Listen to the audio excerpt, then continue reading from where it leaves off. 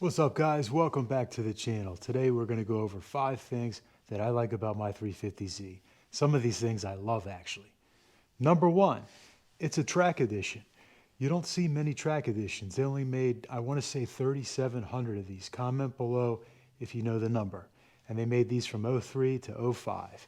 And with the track, you got the Brembo brakes, which you can see here, the raised wheels, forged 3-piece wheels, Brembo 4-piston calipers up front, 2-piston in the rear. I have changed out the slotted and drilled rotors. I added spacers because I can't stand the factory offset. So I added 15 millimeter in the front and 20 in the rear. And I know a lot of guys go 20 in the front and 25 in the rear, but I wanted to be conservative to start with and go from there. So I figured I can always swap these out for bigger spacers if needed. But I think this is fine. Thinking I may lower it just a bit, just 20 millimeters or so, but it's not too bad the way it is. So here's the rear. You can see the spacer there, the Z1 spacer, and I did get the extended studs. I think it's worth it to do that. You want to do everything the right way. You don't want to mess around with spacers. And so that's what you get with the Track Edition. Track Editions only came with cloth seats. It's the same VQ35DE engine. There are some rear underbody diffusers, which you can't really see. There's a tiny little chin spoiler here, tiny little chin spoiler in the front. And with the Track Pack or Track Edition, you get this little lip spoiler here, which I like. It's very subtle.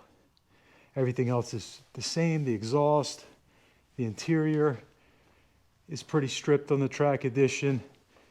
It's only available in a manual, which is a good thing, which is what you want in this car. The carbon cloth seats. You don't get the Bose audio, which is a shame because the stock speakers suck. And you get some of this stuff, I think came with the Track Edition as well. The sill plate, I think they're called, door sill plate, yeah. And the drilled pedals right there.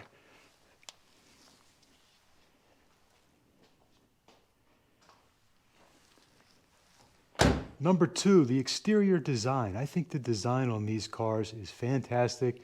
I think it's aged well. They were incredible when they came out in 2003, and I think they still look great today, especially for the money.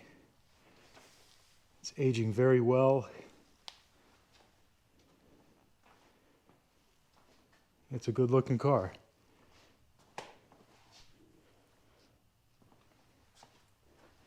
This is Redline, the color Redline. I did put a shorty antenna on it, which you can see there. I think, actually it's not a shorty antenna. I did have a shorty antenna before and I swapped this out for an S2000. That's an S2K antenna.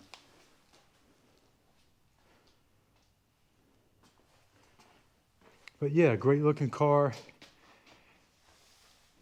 Aside from the factory offset, which has been corrected.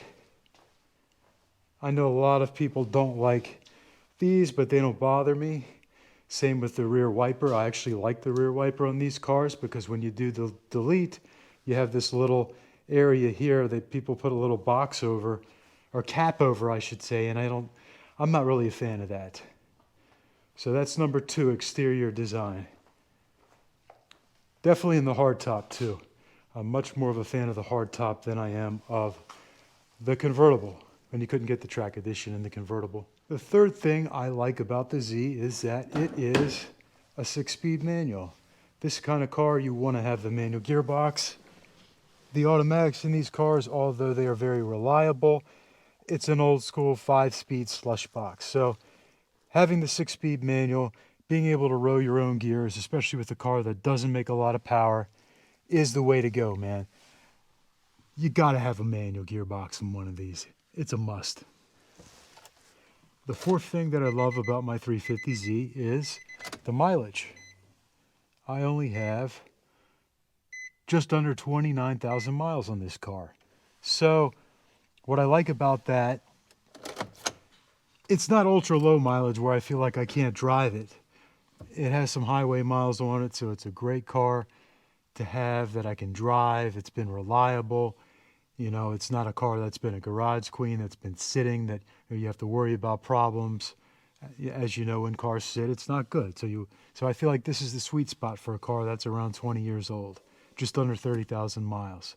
So definitely one of my favorite things about this car.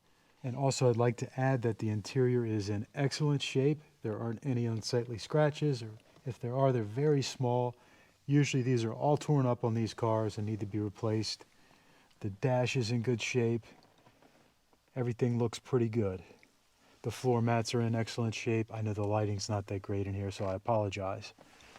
But overall, the car is very, very clean. Although it does need a good detail. It is overdue for a detail, that's for sure. And the fifth thing that I like about my 350Z is that it's not loaded with unnecessary tech. This car has traction control, and that's about it. It doesn't have all the extra driver's assist, all the electronics. It doesn't have a giant screen and all the stuff that new cars are plagued with. It's still a pretty raw car. It's safe. It's a well-balanced chassis. It doesn't make more power than the car can handle. It's just under 300 horsepower with a pretty well-balanced chassis. So it's a lot of fun to drive. It's a safe car to drive. It's reliable, dependable, and like I said before, not loaded with unnecessary tech, because technology is starting to ruin the driving experience. And I'm sure many of you guys agree with me on that. So those are the top 5 things I like about my 350Z. Stay tuned for the next video, because we're going to do 5 things that I don't like about the 350Z. Thanks for watching, guys. Like and subscribe, and I'll see you next time.